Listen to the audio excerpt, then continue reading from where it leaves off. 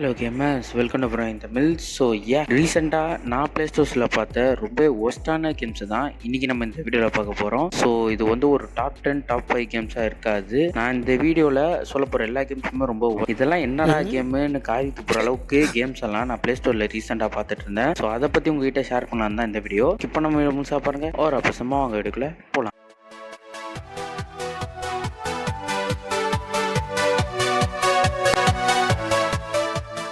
ஃபஸ்ட்டாக என்ன பார்க்கணுன்னு பார்த்தீங்கன்னா, இந்த கேமோட டெம்ப்ளேட்ஸ் தான்.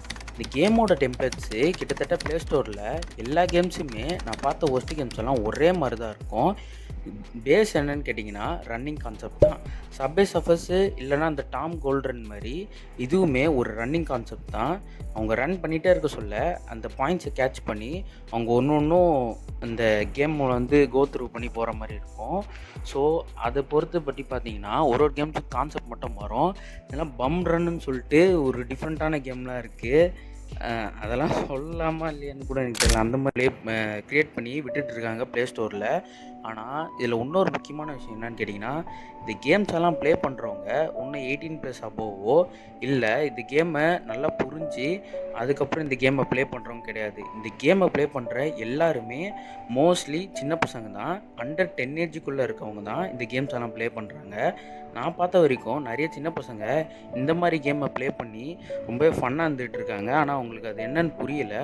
ஸோ சின்ன வயசுலேயே நிறைய விஷயத்தை திணிக்கிற மாதிரி தான் இந்த கேம்ஸ் எல்லாம் இவங்க செஞ்சிட்ருக்காங்க. இது நிறுத்தினா ரொம்பவே நல்லாயிருக்கும். ஸோ அதை சொல்கிறதுக்கு தான் இந்த வீடியோவை நான் போட்டேன். அது மட்டும் இல்லாமல் இந்த கேம் நிறைய கெட்ட விஷயங்கள்லாம் காட்டுறாங்க. அது இல்லாமல் இந்த கேம்ஸ்க்கான ஆடும் அந்த மாதிரி தான் வருது. இப்போது 2 எக்ஸாம்பிள் பார்த்தீங்கன்னா, ஒரு ஆடில் 2 குழந்தைங்கள காட்டுறாங்க. ஒன்று அடாப்டட், ஒன்று வந்து பயாலஜிக்கல் குழந்தைன்னு சொல்லி அவனுங்களே சொல்லிட்டு அந்த பயாலஜிக்கல் குழந்தைய வச்சுட்டு அடாப்டர் குழந்தைய மட்டும் திட்டுற மாதிரி. ஸோ இதிலே நிறைய விஷயங்கள் சொல்கிறாங்க. அது மட்டும் இல்லாமல் black and white colour racism சொல்லி ரேசிஸ்டான விஷயங்கள்லாம் நிறைய சொல்கிறாங்க. ஸோ இந்த மாதிரி கெட்ட விஷயத்தெல்லாம் கேம்ஸ் மூலிமா சின்ன பசங்களுக்கு திணிக்கிறாங்க.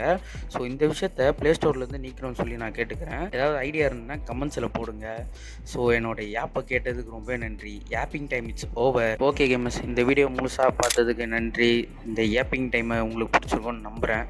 அது மட்டும் இல்லாமல் இந்த மாதிரி கேம்ஸ் எல்லாம் நீங்களும் பார்த்தீங்கன்னா மற்றவங்களை ஏற்றி ப்ளே பண்ண வேணான்னு சொல்லுங்கள். ஏன்னா அந்தளவுக்கு இது ரொம்ப ஒஸ்ட்டான கேமு. இதை தவிர்த்து இன்னும் நிறைய கேம்ஸ் இருக்குது. நீங்கள் கூட சர்ச் பண்ணி பார்த்தீங்கன்னா கிடைக்கும். ஆனால் இவனுங்க என்ன பண்ணுறாங்கன்னா top most games most rated கேம்ஸுன்னு சொல்லி இதை தூக்கிட்டு வந்து டாப்பில் வச்சிடுறாங்க. குழந்தைங்களுமே அந்த ப்ளே ஸ்டோர் ஓப்பன் பண்ணணுன்னு ஃபஸ்ட்டு என்ன கேம் இருக்கோ அதை கிளிக் பண்ணி டவுன்லோட் பண்ணி ப்ளே பண்ண ஆரம்பிச்சிடுறாங்க. அவங்களுக்கு சர்ச் பண்ணி எந்த கேம் எப்படி இருக்கும், எது நல்ல விளையாடுறது ரொம்ப நல்லது, சிலதெல்லாம் விளையாடவே கூடாது அந்த மாதிரி இருக்கும். அது இல்லாமல் ஏஜ் ரெஸ்ட்ரிக்ஷன்ஸை பற்றி அவங்களுக்கு இன்னும் தெரியல. ஸோ அதை பற்றிலாம் நான் இன்னும் மேற்கொண்ட வீடியோஸில் வந்து நான் சொல்கிறேன். அது சென்சார் போர்டு எப்படி ஒர்க் ஆகுது, ஏஜஸ்லாம் எப்படி பிரிக்கிறாங்க கேம் வைஸாக, இந்த கேம்ஸ்லாம் இத்தனை ஏஜுக்குள்ளே இருக்கணும் ஆடணும்னு சொல்லி கேம்ஸ்லேயே நிறைய ரெஸ்ட்ரிக்ஷன்ஸ் அண்ட் கட்டுப்பாடுகள்லாம் இருக்குது. ஸோ அதெல்லாம் நம்ம புரிஞ்சு ப்ளே பண்ணால் தான் ஒரு நல்ல கேமை நம்மளால் நல்லா விளையாட முடியும். இல்லைனா அது ஒரு இல்லீகலான விஷயமாக தான் மாறும். அது மட்டும் இல்லாமல் இந்த பைரசிலையும் நிறைய கேம்ஸ் வந்து ஏற்றி விளையாடுறீங்க. ஸோ அதுவுமே ஒரு இல்லீகலான விஷயம்தான். இதை பற்றிலாம் நான் நெக்ஸ்ட் வீடியோவில் எக்ஸ்பிளைன் பண்ணுறேன். அண்ட் ரீசெண்டாக போட்டிருந்த சீக்ரெட் எலிவேட்டர்ன்ற ஒரு கேமோட வீடியோவில் ஆடியோ குவாலிட்டி ரொம்ப மோசமாக தான் இருக்கும். ஸோ அதுக்காக கொஞ்சம் மன்னிச்சிக்கோங்க. ஏன்னா அந்த ஹெட்செட் வந்து அந்த டைமில் ஒர்க் ஆகலை. நானுமே மறுபடியும் ரீடேக் எடுத்து பார்த்தேன். பட் வேலைக்கு ஆகலை. ஸோ வந்ததை அப்படியே போட்டுட்டேன் வேறு வழி இல்லாமல்.